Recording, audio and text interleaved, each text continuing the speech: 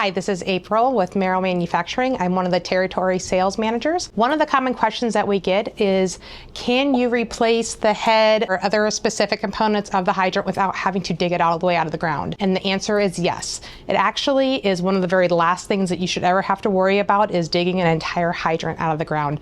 All of the parts specific to the handle, the draw straps, even down to the plunger that's inside of the unit can all be taken care of without having to dig up the entire hydrant. You can purchase other parts kits. You can purchase the plunger from any of our distributors that are within the United States, actually international, including Canada. And the plunger itself, if you remove the head, all of the guts come out. It's all attached